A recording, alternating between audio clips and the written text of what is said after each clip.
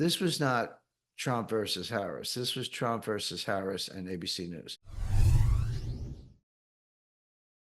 All right. The 2024 election is kicked off. We had our first debate with Kamala Harris, Donald Trump. A lot of information to digest from what happened in the debate. A lot of people are wondering if we're headed for a meltdown at this point. We've got Jim Rickards on the line. Jim, give us your update. What do we need to know about this debate? What were the pros and cons? Who's winning? And what's going to happen? Great. Actually, there's a lot to say, Matt. We'll go through it for our viewers and our readers. The first thing I want to say is everybody in the world says Kamala Harris won, except me, maybe one other guy. I looked at his column this morning. So if you want, I'm sure everyone's seen, the headlines or their favorite website or new show, whatever. But everyone says Kamala Harris won. I think Trump won. I'll explain that because you can't be like a total outlier and not offer an explanation. But the universal consensus is she won. Why does everyone think that? A couple of reasons. Number one, certainly as far as the media is concerned, they're all very pro-Harris anyway, overwhelmingly. Not exclusively. Trump has his corner, so to speak, but the media is overwhelmingly pro Kamala Harris, so it suits them to say she won. Number two, the bar was extremely low, extremely low. Practically, it's like the limbo rock. I mean, practically on the floor. And that's because she cannot speak extemporaneously. And I'll come back to that and how it played into the debate. She can't answer questions. She either needs a teleprompter, notes. They're calling Tim Walz a support animal because she needs him around. And kind of muddles through it. But she says things. They're juvenile, they're infantile, they're circular, they're repetitive. They make no sense. She's been doing that all along. She cannot speak extemporaneously. So the bar was like really low. And then she passed that. She did better than what I just described. So right there, when you set the bar, we like to think our candidates are up here. They set the bar down here. She was probably, not quite in the middle, but she passed the low bar. So the fact that they like her anyway, or they support her, the fact that she did exceed expectations, and a couple other things that I would say Trump didn't do as well as he could have. So that was enough to develop this consensus that Kamala Harris won. So let me, we'll expand on that, but let me give a different view, my own view, and I can say one or two others. Number one, nobody won. And what I mean by that is there's no official score. This is not a boxing match. You go to a professional boxing match, there are three scorers who sit at ringside and they score the match. And if somebody gets knocked out, okay, the other guy wins. But if not, they just add up the points and they say somebody won. They call it a technical knockout where you didn't actually knock him out, but he got more points. That's a system. There's no system like that for this. So there was no, when everyone's got an opinion, from the New York Times to the Washington Post, and I do as well, but we're all just expressing our views or opinions. A lot of them come with a heavy bias. So technically, nobody won because there's no official scorekeeper. Consensus-wise, media-wise, Kamala Harris won. That's very clear. Let me think, and let me explain why I think Trump actually won. A couple of reasons. Number one, I spent a lot of time, decades really, studying communications theory. And one thing I know about television, or for that, video, or actually what we're doing here, is that people don't listen very much to what the person's saying, whether it's to debate or a panel on TV or any content in the media. People actually don't really listen to the words. What they do is they watch. They look at the speaker. They form an opinion. They look at your demeanor. Very subjective, but very kind of really kind of subconscious. But they form views on the person, and they ask themselves the following question: is this person being straight with me, or is she lying? Is this person speaking from the heart, being honest? It doesn't mean you're right about everything, but sincere. Are they fake, or are they a fake? Are they speaking to me, or are they kind of speaking down to me, and it's kind of a condescending way? But basically, it kind of boils down to, do I trust the person or not? That's what people are actually thinking when even at a subconscious level, when they're watching something like this. And so, did she score some points? Yeah. She was very good at baiting Trump, meaning she was trained, in her preparation and so forth, to come up with 4 or 5 lines that were designed to trigger Trump. Now, I'm sure Trump's, training camp said, don't get triggered, but you can't help it, or at least Trump can't help it. So she talked about the crowd sizes at his rally. No, well, that's not relevant to policy. What does that have to do with, Ukraine or inflation or the economy or tariffs or job? It doesn't have anything to do with any of those things. But it was designed to trigger Trump because Trump has this kind of obsession with crowd sizes, starting with his own inauguration and the size of his rallies versus the size of her rallies, et cetera. So she threw that out there. Now, what Trump should have done is just pivot. In other words, say, oh, you want to talk about the size of my crowds of my rallies? Let's talk about the 11 million people who came across the border illegally and are, raping and stealing and robbing and shooting and taking American jobs, et cetera, et cetera. In other words, don't take the bait. Just take the comment, pivot to something that's very much in your favor. And in Trump's case, the immigration issue is very much in his favor. He didn't do that. He said, my crowds are bigger than your crowds, and you can't even get a crowd, and you got to bust them in. But my people, they come. So he started talking about the crowds. Well, he took the bait. That's a completely non-substantive thing, but she was trying to throw that out there. Trump will take the bait, but Trump wasted. First of all, nobody cares, okay, except Trump. And then he wasted 3 or 4 minutes of valuable time. They only had 90 minutes and a couple of commercial breaks, and the moderators took up time. So he kind of wasted some valuable time when he could have pivoted to immigration, for example, and that would have scored a lot more points. So he did take the bait. And but beyond that, if you look at what she actually said, so much of it it fell into a couple of different categories. There were either platitudes, and I have a few notes, just because I want to, if I'm going to do quotes, I want to get them right. She said, we need to move forward. She said that 3 or 4 times. She said, we need to turn the page. She said that a lot. She got into this thing, well known, it's well known that you do this, and it's well known that you do that, and it's well known that you're a racist, et cetera. She repeated that 5 times. That was kind of the well-known stage. She was talking about the war in Gaza with Israel and Hamas. She said, this war must end. Okay. She didn't say how. By the way, the two-state solution that she talked about, that's been on the table since 1917 in the Balfour Declaration, when it was British Palestine, or the Palestinian Mandate later after World War I. So the two-state solution has been out there since 1917, 107 years. But suddenly she's got the two-state solution. Let's see. I'm just looking at my notes. Standing as America always should. Standing as America always should. What does that mean? A cliche. She talked about a new generation of leadership for our country. She's been the vice president for almost 4 years, but somehow this is a new generation. I have a plan. She said that 6 times. I have a plan for this. I have a plan for that. I have a plan for lower drug prices. I have a plan to get grocery prices under control, et cetera.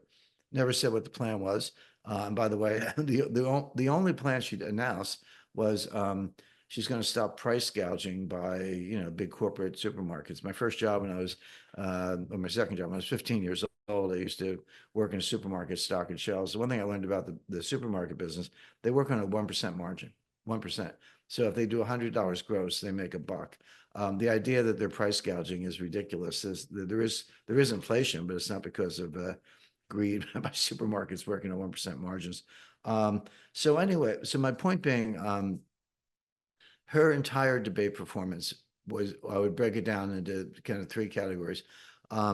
Baiting Donald Trump, all prearranged, scripted in effect. Platitudes and cliches, which sound good very superficially, but they're like, okay, well, what is the plan, or how are you going to do it? Or you say you're going to do this, you haven't told us how. It's not even on their website. And then just these rehearsed modules. She cannot speak extemporaneously. That hasn't changed. That she's not that bright, but she's talented enough to memorize stuff. And so when you listen to it, I mean, play it back if you want to kind of zero in on this stuff. If you listen to it, they were all written by, professional writers and consultants. She memorized them. Okay, I'll give her credit for that. She's good at that. But she was sitting there, obviously concentrating, trying to get these things out in a row. But they were all like, she didn't have a teleprompter, but she kind of had one in her head, which is they said, you need to say this. It's a 2-minute module. Here you go.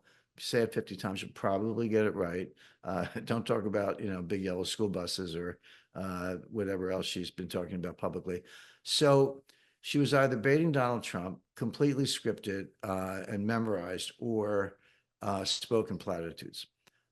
So in the, when you watch it, you're like, well, okay, she didn't fall down, she didn't babble, she didn't talk the way she usually does in an unscripted moment. So again, this goes back to setting the bar low, and then she outperformed. So that's the basis for saying she won. But it's not, as a voter, as a citizen, you have to ask yourself, did she give me a reason to vote for her? Did she articulate she says she has a vision, but did she articulate a vision? The answer is no. So it was just, it was like eating potato chips, the kind of, and you keep doing it, but there's no nutritional value, is one way to put it. So I would say it was a very, it exceeded expectations. The universal view is she won, but that was based on setting the bar really low. Now over to Trump. Trump, he did allow himself to get rattled. His weakest moment came toward the end when the anchors. By the way, just to digress for a second on the economic, this was not Trump versus Harris. This was Trump versus Harris and ABC News. They were totally on her side. And when you say that, you sound like you're whining. Oh, you lost here. You're whining about it. No, no. I mean, I'm an analyst. I'll be objective about it. In particular, the fact that they fact checked Trump. Now they didn't get their facts right, but that doesn't matter.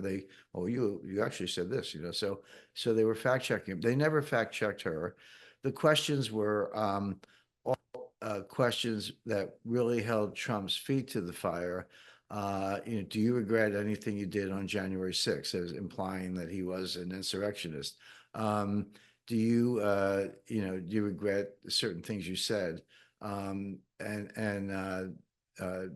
But they never asked her, for example, hey, President Biden, people forget he's still the president, even though he's lying on the beach in Rehoboth, Delaware. President Biden's been senile for 4 years, not like the last 4 weeks or 4 months. It's 4 years. Hey, Madam Vice President and Mrs. Harris or whatever, why did you cover that up? Why were you part of a concerted effort to say he's sharp as a tack? You couldn't possibly keep up with him. The guy works us to death. He never stops working. Those were all lies. Why did you say that about him when in fact he was so senile that you had to do a coup d'etat and throw him off the ticket? That would be a tough question, but they didn't ask that, and that's my point, which is they were zinging Trump on how are you going to deport 11 million people? I would have said a million at a time. Let's get started. But the questions were they went right at issues that are tough ones for Trump, but did not kind of zero in on her.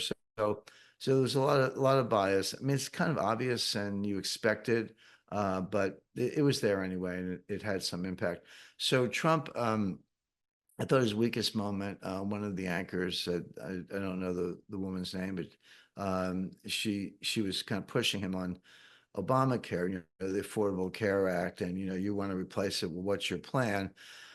And they never asked. By the way, they never asked Kamala Harris what her plan was. She said, "I have a plan for this. I have a plan for that." Nobody ever said, "Well, what is the plan?" That question was not asked. But they turned to Trump. They said, "Well, what is your plan for affordable care?" And he said, "Well, we're and he stumbled a little bit. He said, "Well, we have a concept of a plan." Well, actually, if you've ever been in business management or political management or political consulting or anything of the kind, or anything where you're in charge, that's how ideas evolve. You get some smart people in a room, you exchange ideas. You go further, some you shoot down. You develop the concept, turn it into a plan, and then you articulate it, then you put it out there. That's how planning works, with a lot of iterations. So Trump wasn't wrong, but he missed an opportunity to say, we'll be announcing that plan in the next, 2 weeks, but you can count on the fact that it's going to be better than what we have now. That would have been the right answer, but he kind of said, well, she said, what's the plan? What's the plan? Well, we have a concept of a plan. A weak moment for Trump. So he did get angry. He did take the bait. He did miss a few opportunities. Having said that, his he did hit his points, and he nailed her on the Afghanistan withdrawal. He nailed her on, he came up with a new phrase, um, migrant crime. That was the first time I'd heard that. Obviously, the illegal immigrants are committing crimes all over the country, but he kind of branded it migrant crime. He talked about weaponizing the Justice Department, the fake cases coming out of the um, election in 2020. But that was, by the way, that was another whole avenue where they hit him really hard. Do you still say that the election was stolen? And Trump said, yeah. And he goes, well, you lost every case. There were 15 court cases. None of those cases remedied or dealt directly with the allegations or remedied the actual cheating that was 2020. Now, I followed those cases at the time, and I'm a lawyer, so I know how to read opinions and interpret them. And Trump was right. They did lose 15 cases, but why did they lose them? None of those cases went to the substance. None of those cases looked at, ballots in Maricopa County, Arizona that were put in boxes and warehouses and never counted, or mystery suitcases full of pre-printed ballots that were pulled out from under tables at 3 a.m. in Atlanta, Georgia, or the fact that the poll watchers in Philadelphia were required to keep 10 feet away from the people counting the ballots because of COVID. But, I don't care if you're Superman, nobody can read fine print from a distance of 10 feet. You can't do it. So they couldn't actually do their jobs. That was going on all over the place. None of that was addressed in these court cases. Now, again, going back to 2020, what the court said was, you don't have standing, meaning, maybe somebody can bring this lawsuit, but not you. You're not in the right jurisdiction. There was also a contradiction, which they said, well, you're bringing the case too late. If this is your issue, you should have brought it in March or April of 2020, not after the election or during the election itself. But they did bring, they did bring them in March of 2020, and at the time they were dismissed. He said, well, no, you got to wait till the election. So which is it? The cases that were filed 6 months in advance, the courts threw them out because they said, you got to wait till you have actual wrongdoing. And then when the wrongdoing occurred, they brought cases, and the court said, no, you should have brought that up 6 months ago. So what it boils down to, by the way, is that the courts hate these cases. The courts do not want to be involved in election cases. They say it's between the legislature and the voters and the citizens. And if you think your county commissioner is, rigging the vote them out. If you think your secretary of state is, certifying fake election results, vote her out. In other words, this is between the voters and the legislatures, or the elected officials. The courts want to keep out of it. They still feel burned by Bush versus Gore in 2000. They don't want a repetition of that. So the courts did everything possible using what's called latches, which is a Latin term, means you waited too long, jurisdiction, standing, all these procedural things. And then through those cases, none of those cases, not one of them, ever got to the facts alleged. So Trump was right about that. But what are you going to do on a debate, in a live debate on ABC News when you have 90 minutes? Give people a law lecture? I just gave our audience a law lecture, but I'm sure people can follow it. But an example of the anchors, the moderators, hitting Trump with a question that he couldn't possibly answer in like less than 15 minutes, and Trump's not a lawyer. And it's like, you lost every court case. So there the anchors are taking that. Why are the anchors saying that? Maybe Kamala Harris could say it if she wanted to. She's the debate opponent. But as I say, it was Trump versus Harris, Trump versus the moderator. So they ganged up on him. They baited him. They threw him hard questions. They threw her softballs. Everything was rigged against him. Okay. Again, I want to kind of come back to why I think Trump won. Yeah, when I going back to what I said earlier, that people watch, they don't listen. I mean, they do listen, but not really. They're really. Trump had a pretty good appearance. He was not the orange man. He got a little Botox, that's fine. If you're on TV, it doesn't hurt. So he got some Botox, kind of took out some of the wrinkles. His hair was not orange, it was blonde. By the way, they all dye their hair. So, this, I'm not picking on Trump, I'm just telling you a little bit of stagecraft. His, comb over thing, whatever, that was styled a little bit better. So better styling, better hair color. He had a tan, but it was a real tan. It actually looked kind of good. It wasn't like there's one of those, tanning parlor fake tans with that, whatever, where they paint you orange. So he often in the past, he has been the orange man. His hair is kind of orange. His face is kind of orange. He wasn't. It was the hair color was a blonde. The hairstylist did a good job. He had some Botox. He had a natural looking tan. He looked a lot better. So that's good. This is the kind of thing that people, again, they internalize subconsciously. Kamala, was she making her, yes, again, cliches and platitudes, but she was making her points. Um, but she was strident, more so than Trump. She has a nasal kind of voice like that and very high pitched. It was really nails on a blackboard. I mean, again, vote for whomever you want and take whatever side you want. But that voice, which you don't hear very much because she doesn't do interviews and she doesn't do anything other than a teleprompter stump speech. It was kind of nails on a blackboard, and people noticed that. So I would say in terms of visual appearance, demeanor, pitch, tone, things like that, which are not trivial. They actually matter. Trump came off much more solid than she did. Let me just finish with she did cackle once. I got to look up the name of the actress who played the Wicked Witch of the West in Wizard of Oz because she kind of comes off like that without the hat. But just want to again go down my list. Yeah, Trump did Afghanistan, did inflation, destroying the fabric of the country, weaponized the Justice Department. He made the point that she was a failed border czar. Um, he did talk about illegal immigrants when she was talking about the January 6th defendant. Trump said, why are we prosecuting January 6th, but we're not prosecuting illegal aliens? Good point. Made the point that Nancy Pelosi was responsible for January 6th, which is true. Uh, and Let me see. He didn't back down in the 2020 election. He said she got 0 votes, which is true. She ran in 0 primaries, which is true.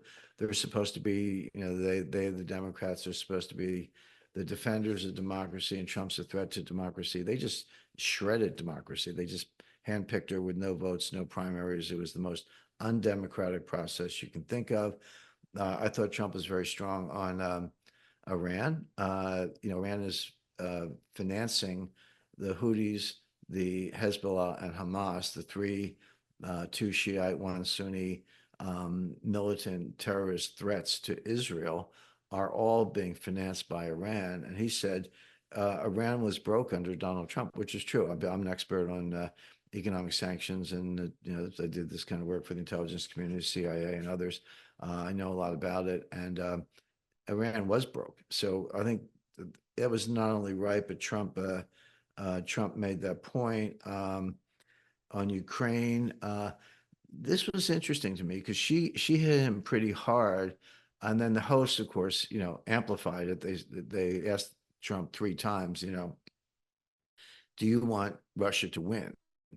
I thought his answer was a good one. He said, I want the war to be over. I want people to stop being killed. It wasn't about Russia winning or Ukraine winning. It was about, can we get the war over and stop killing people? That's real. That's substantive. I thought Trump articulated that very well, but they kept baiting him. Well, do you want Putin to win? And then, of course, Kamala Harris comes in. If Trump's president, Putin's going to be in Kiev, she said. Putin's going to be in Kiev. And then look out Poland, because Poland will be next. None of that's true, by the way, but those are the talking points. And by the way, just as a quick aside, this debate was not really about the country as a whole, the popular vote, the electoral vote, etc. This debate was about Pennsylvania. It's a national broadcast, national audience. I get it. They talked about a lot of policy things, but this was all about Pennsylvania because, and that, by the way, that's why you heard so much about fracking.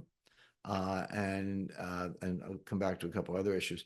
But if Trump Arizona and Georgia, and I think he's well positioned to do that, and wins Pennsylvania, he wins. He wins the election. If he's got to flip Arizona and Georgia from 2020. But if he does that and takes Pennsylvania, he wins. If Kamala Harris takes Michigan, Wisconsin, and Pennsylvania, she wins.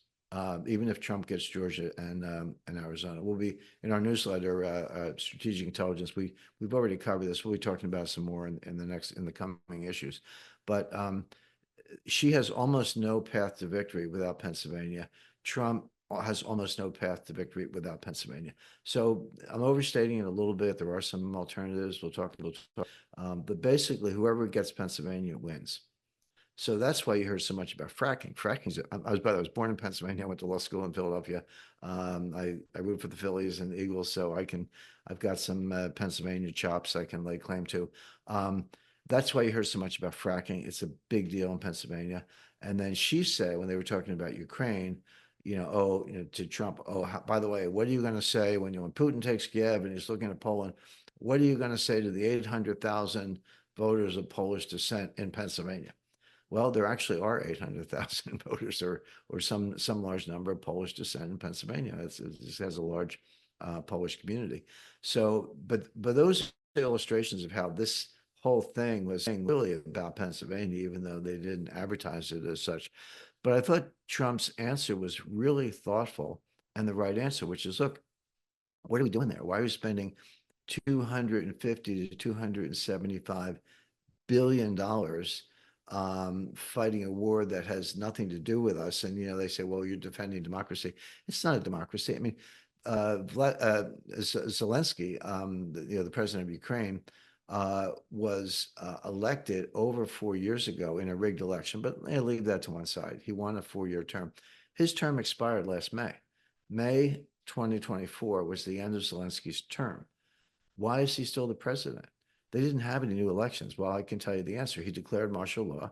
He suspended elections, and he is a military dictator.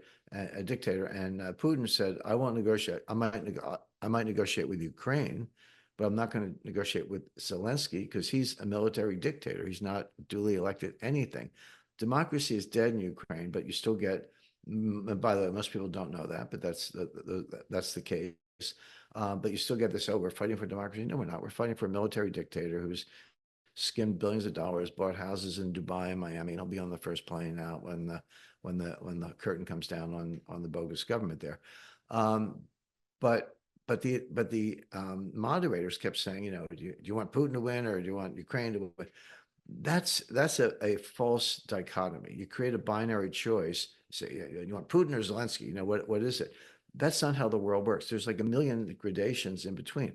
How about a peace treaty where, both sides agree the fighting's over, Russia keeps Donbass and Crimea, Ukraine keeps the rest, Ukraine's neutral, they don't join NATO. That's a compromise. That's somewhere between a pure Putin victory and a pure Zelensky victory. That's how wars end in most cases, not all. I mean, World War II was different, but the idea that there could be a negotiation and who would be the best negotiator and who could actually put that together, that was never put on the table except by Trump, who said, he said, I'm not picking sides. I just want this thing to be over. Very thoughtful answer, but kind of went right over everybody's head. And he was sort of branded as pro-Putin. But, this is just Russia, Russia, Russia all over again. So, and then Trump talked about close to World War III, not a talking point.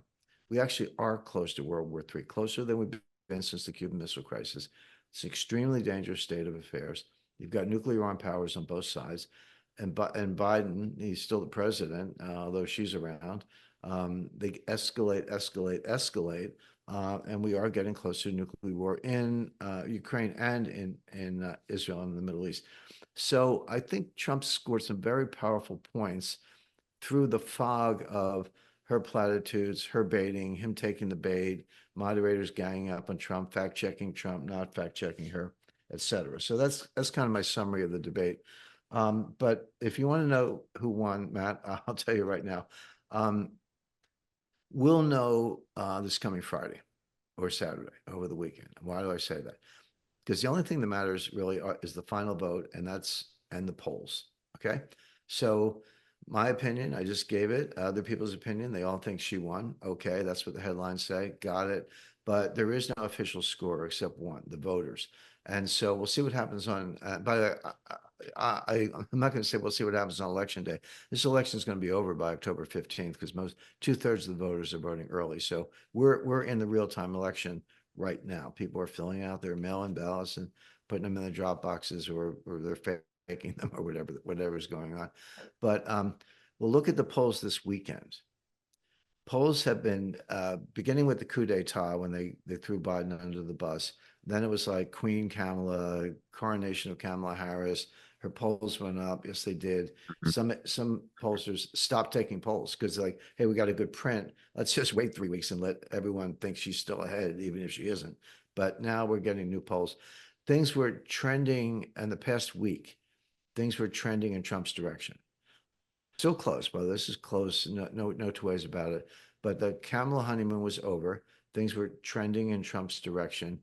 Let's see what happens Friday. My expectation is that that trend will continue because I think people will internalize the substance, notwithstanding the cosmetics. If you see a big surge in Kamala, then I'm wrong. But I'm willing to wait till Friday or Saturday. I'm willing to be judged by the polls. But my expectation is that Trump is going to continue to gather strength.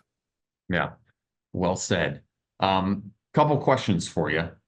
In Sure. between now and the election, it does sound like, right, polls are open. We've got, mail-in ballots, all sorts of stuff happening. It's not really a one-day election. It's a month and a half or whatever. In That's right. between now and the election, is there anything big, any other big milestones or anything else that you see happening? Because this debate, we were waiting for it. This is a huge one in between now and the election, but anything else that you see coming up that we should keep our eye on? Yes, two big ones that have nothing to do with the political debate, but that will affect the outcome. The first one is Ukraine. We talked about Ukraine. Um, Russia is rolling up victories much faster and of more significance than Americans realize.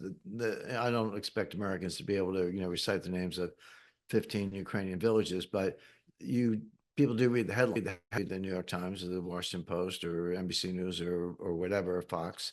And it's not being reported because there's been a continual propaganda campaign to say, Ukraine's using the wonder weapons. They got F-16s, by the way. The F-16s are being shot down. And then she went through that. She said, well, we gave them the Bradley fighting vehicles, Abrams tanks, Stinger missiles. We did, and they all failed.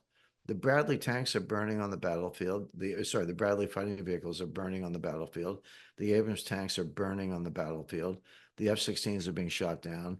The HIMARS precision guided artillery is hitting empty cornfields because the Russians figured out how to jam the GPS. And none of those weapons are working, which should disturb NATO. Forget about Ukraine. But Russia is taking. You hear these names like, are they taking Kiev now? They may not have to, but these towns you've never heard of that are major logistics hubs. You got to study the battle space. Look at the railroad lines, the major highways, the rivers, etc. And there are certain towns or large towns, small cities, whatever you want to call them, that are key hubs. Russia is taking those. Once you do, meaning the Ukrainian armed forces, cannot resupply these other outposts, these other fortresses, because you've taken the transportation hub. There's no way to get there. And so that's going on. The Kursk invasion of, hey, Ukraine invaded Russia. Well, again, you got to know the geography. The part of Russia that they invaded, and they did, they took some territory. It's forests and dirt roads. I mean, they didn't get anything of significance. They didn't get anywhere near the Kursk nuclear power plant, which was the original objective. That failed. They've now been surrounded and they're going to be annihilated. They're going to have two choices: surrender or die. But the Russians aren't there yet. But what I just described, Matt, is going to by October 1st, mark it down. That's going to be the beginning of a major offensive, really the annihilation of the troops in Kursk in Russia, which are, by the way, their best reserves. When those troops surrender or are killed, Ukraine will have no reserves. And then on the battlefront in Donbass itself, moving towards the Dnieper River, Russia is rolling up Vuhledar and other key logistics hubs, and there are going to be major advances. And the ability of Ukraine to hold out is going to be, will evaporate basically, and it'll be very, very clear. The other one, we have a little friend called the economy, and sorry, Federal Reserve, sorry, White House. The economy is bigger than all those things. The Fed is basically kind of a puppet show. I mean, they come out, now they're cutting rates. They're going to cut rates September 18th. We've already, told our readers about that. Everyone thinks it's stimulus. It's not stimulus. When the Fed is cutting rates, what they're saying is we're in a recession. I mean, the lowest prolonged rates in U.S. history were during the Great Depression. Low rates are associated with very weak economic growth, deflation, disinflation, and recession. In a prosperous economy where things are growing, interest rates actually go up because they're competing for funds. People say, "Hey, guy, I want to borrow some money, want to issue some bonds because I want to build a new factory, I want to hire people, etc." So rates actually go up, not sky high, but 5, 6, 7% because people are borrowing the money and banks are freely lending to expand the economy. When rates come down, now, by the way, the Fed's behind the curve. Short-term interest rates are collapsing on their own, just in the market. Forget the Fed. Now, so the Fed's going to cut rates on September 18th, probably cut them again in November. There are no more Fed meetings between September 18th and the election. So whatever they do September 18th, that's it until after the election. But they'll probably cut again in November and December. But they're chasing the market down. The Fed's not leading the economy. The Fed's chasing the economy in a very bad way. Gasoline prices are coming down. You're like, hey, isn't that a big victory for Kamala Harris? No, because they're coming down because we're going into a recession. If they were coming down because they were pumping more or had fixed the supply chain or stopped government spending or done something constructive, that's one thing. But that's not what's happening. Prices are collapsing because demand is collapsing. Has nothing, well, very little to do with supply, everything to do with demand, and it's another sign of recession. So I don't want to turn this into an economics lecture, except to say that we may see a stock market crash, and we're already seeing sure signs of recession. So my expectation is by, pardon me, by mid-October, the economy will be, it's already in bad shape, but it'll be apparent to voters in ways, it already is, but it'll be more apparent to voters. Unemployment's going up. People are losing their jobs. People are worried about their jobs. So between Russia rolling over Ukraine and the economy collapsing in front of our eyes, those are things that are happening now that are going to be more apparent by October, bigger than, we'll be talking about the debate a couple of weeks from now. They'll be talking about the unemployment rate. Yeah. Yeah, that's one thing that in the debate, it didn't really, Trump might have missed a little bit on just making sure that everyone knew that, I mean, Kamala's the vice president. Biden and Kamala, like this entire economy is under their watch right now, and things aren't looking that great. And yeah, whether we're in a recession right now or gonna be in one, that's a big topic. Sorry to interrupt, Matt, but I thought that was his strongest point. I said his weakest point was when he didn't have a good answer on his plan for affordable health care. He said, well, his concept of a plan. That was a weak moment. His strongest moment was at the very end when they gave each side, I think, 2 minutes to summarize. And he said, you have all these plans. Why haven't you done it already? You've been vice president for 3.5 years. Why haven't you done it? Why don't you walk off the stage, get on a plane, go to Washington and sign a bill right now that will actually do some of what you're talking about? I thought that was powerful. It's like, yeah. Talking is a good, but you could actually, you are the vice president. You could do something and you didn't. Yeah, absolutely. Okay, so one more question for you. And again, this is, I know it sounds like, from your major outlook and big prediction for the election, it sounds like you still see Trump as the winner there in November. I do want to, only because I'm starting to see it, it's the mainstream and whatever, but we're getting that feel that things are changing. And I know, so I want to get your opinion on what happens if we wake up on November 6th and Kamala does win. Or I know you have another theory. It's more of a meltdown theory, which this one's terrifying, that Trump wins the election. And then there's some tricks that the Democrats could do that she ends up becoming president anyway. So I want to go into that for just one more update. What happens if she wins? What would you be looking at from an investment standpoint, or doing, what should American families be doing if that's the case? Because I think the mainstream is pushing this out that, oh, she won the debate. So now I think you're going to have a lot of people worried, like, oh no, what if she wins? So what's your answer to that question? What should people, if she happens to win somehow. What should they be doing with their investing, or what should they be doing personally? Well, great question, man. Okay, let's look at her platform. She doesn't have much of a platform. They Yeah. just actually put something on the website like 2 days ago, and some tech maven. You can go into, you can get what's called metadata, which is actually you can kind of look behind the curtain of whatever they posted, and they found out it was cut and pasted from Biden's platform. So, they literally took the Biden platform, you cut and pasted into her website, and that's her platform. So some tech admin or whatever didn't know what he or she was doing because that was pretty easy to figure out. So no substance at all. But let's look at what she said. Like she has come out with a few positions. She wants to increase corporate income taxes. She wants to increase capital gains taxes. She wants to raise tax rates. By the way, she says we're not going to raise rates on anyone making less than $400,000, which, yeah, it's a lot of money. But, I'm sorry, if you live in New York City and marry a couple and 400,000, yeah, okay, you're not on the street, but it's not quite as much as it sounds. The rest of the country, yeah. Well, by the way, what I said is in certain pockets of the country. I'm not saying it's not a lot of money. I'm saying it's not as much as you might think if you live in one of these very expensive East or West Yeah. Coast cities. But here's the thing. They're taking a married couple who make 200,000 each and they combine them and then that's 400,000. They're going to get whacked. Those individuals say, hey, I make $200,000.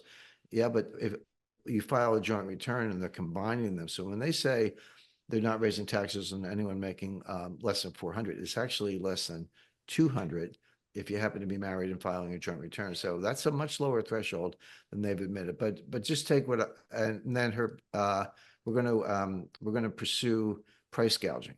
I guess the supermarkets work on a 1% margin. Okay, let's go after Walmart and other Whole Foods and other Trader Joe's and other departments, grocery store chains, and let's whack the heck out of them. You know what you get when you put on price controls? Because we know, because we've seen this for 100 years.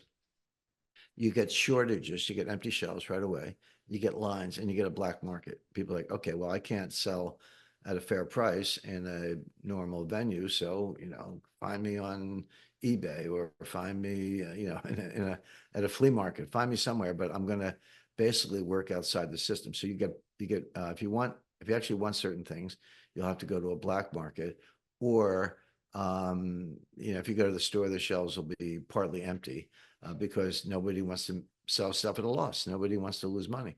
So it's kind of like East Germany in the 1950s. People get up at 6 in the morning and line up and hope to get a loaf of bread by 5 o'clock at night. And that's how they spend their day in line trying to get one loaf of bread. That's an extreme example, but it's not an uncommon example. And it is what happens when you start putting on price controls. Nixon put on price controls in 1971, and but look where we were by the late. Then that led right into a very bad recession, 1974, the worst since World War II, or sorry, since the Great Depression at the time. And then look where we ended up in the late 70s, where the dollar lost 50% of its value in 5 years. So thanks, Kamala. But if I were a stock market investor, I'd sell ahead of her election or ahead of her administration, because why not? If you can get 20% capital gains instead of 25%, if you can get, again, 22% corporate taxes instead of 28%, I think that's the level she wants to go. That's very bad for stocks, very bad for corporate earnings. Lower corporate earnings are bad for stocks. So you're going to see the stock market turn on a dime and say, hey, I'm getting out of here before she becomes president. So you could be looking at shortages of goods, black markets, higher taxes, and lower stock prices. That's the Kamala plan. She doesn't say that. She says we're going to raise all these taxes. Well, I've spent the first 10 years of my career as International Tax Council, the Citibank. I have a graduate law degree in taxation. I know a little bit about it. And I can tell you what's going to happen, which is stock prices are going to go down. So yeah, I'd be very concerned about that. And I think the market will figure that out. Maybe they are already. Let's look at, to the extent, by the way, today, to the extent that she got a bump from the debate, and I think she did, at least in the minds of observers, you're going to see stock prices go down now because, like, hey, she's going to ask the same. Investors are going to ask the same question you asked, Matt, which is, what if she wins? The answer is it's terrible for stocks. Yeah. Yeah, and that all Now, fits on with your your other meltdown thesis. I mean, we could see a major market move. I mean, we're seeing it just from inclinations that she has a little bit more chance of winning. If she actually right, wins, I think we could see a major market move downward. and on your other point on the meltdown, that's not far-fetched. That's happening. So now, different question. So Trump wins. Okay, that's so Mhm. Trump wins on November 5th when they count the votes, even though they're voting now. Gets whatever 260 or maybe as high as 300 electoral votes. You have Yeah. to go to January 6th, 2025. Everyone's talking about January 6th, 2020. Let's go ahead to January 6th, 2025. Same scenario. You're in Capitol Hill, the House and the Senate convene. They got to count the electoral votes. Now, on November 5th, we're also going to vote for members of Congress for the House of Representatives. So whoever counts the votes on January 6th, 2025, is not the existing House. It's the new House. Whoever wins on November 5th, they get sworn in on January 3rd, and then on January 6th, they count the votes. Now, there's a good chance, it's hard to put a stake in the ground, there are 435 seats, but there's a good chance that the Democrats could take the House, even if Trump wins the White House and the Republicans take over the Senate, which I do expect. The Democrats could take the House. So you get to January 6th, that's the new Democratic controlled House. They're going to introduce a resolution saying that Trump is an insurrectionist because of January 6th, 2020. They've already written it. Jimmy Raskin, the Democratic congressman from Maryland, de facto communist, he's already written it. He's already talked about this. This isn't like I didn't like break into a safe and steal this. This is kind of out there. So what happens then? If the House adopts that resolution, and if they're Democratic controlled, they will, then Trump's electoral votes are disqualified. He got them. He won, let's say 300, only need to get 270, but he'll be disqualified under the Section 3 of the 14th Amendment.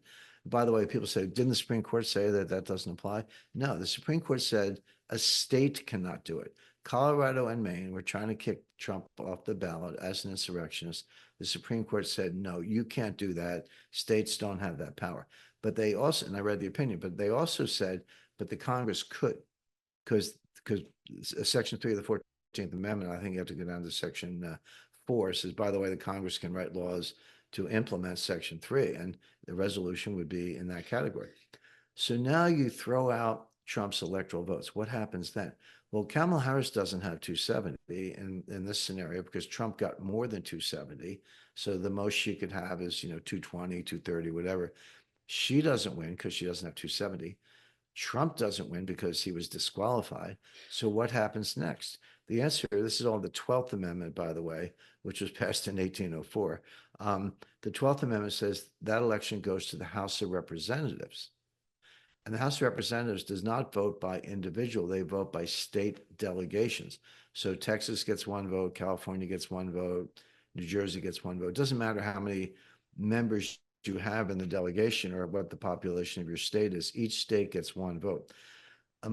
If you could have the case, probably will be the case, where the Democrats control the majority of the individual votes, but the Republicans control the majority of the state delegations.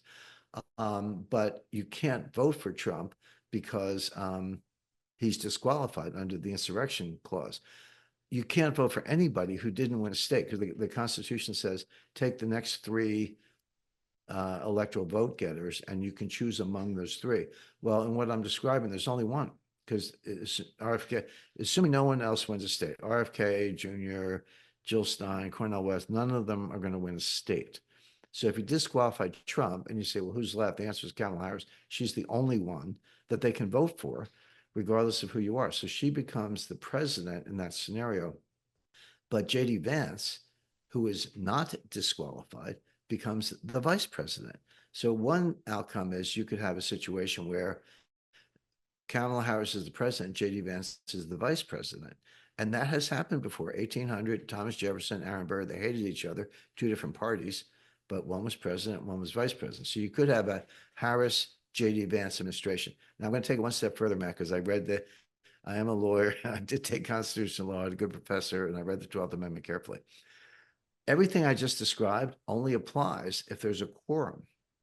So now let's take it a step further. The Republican state delegations in the United States House of Representatives pitch a tent and leave the House floor, and they don't have a quorum. What happens now? The 12th Amendment says the vice president becomes the acting president until you guys figure it out. So JD Vance could be president. Well, to say So that there's plenty of things to keep an eye on. Yeah, we've got, I mean, just in between now and the election, you said it. We've got Ukraine, we've got the economy. We're going to keep an eye on that. Then we've got the election itself, which could take a few days to count the votes and all these different things. Plus Right. your meltdown theory where, you know, if they disqualify Trump, we could see some big time sparks fly. Yeah, So, I'll give you one more quickly, which all is right, do it. if Trump wins on November 5th, the meltdown scenario is January 6th. But what Mhm. happens on November 6th, the day after the election? You're going to see riots from coast to coast. The Antifa, BLM, goon squads are already mobilizing. Yeah, absolutely. Because if you get this wave, at least in the base on the Democrat side, thinking, oh, she won the debate and they're super happy, and then they don't win and Trump wins the landslide, there will be some anger across the country there.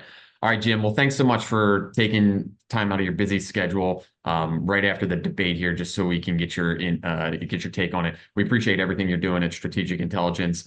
If anybody has anything or wants to learn more about Strategic Intelligence, you can look at the comments below and give us a subscribe, give us a like. And we'll see you next time. Jim, we'll keep you posted. If we can get you back on, if there's anything big happening in between now and November 5th, we'll want you back on soon. So thanks a lot and we appreciate it. Thanks.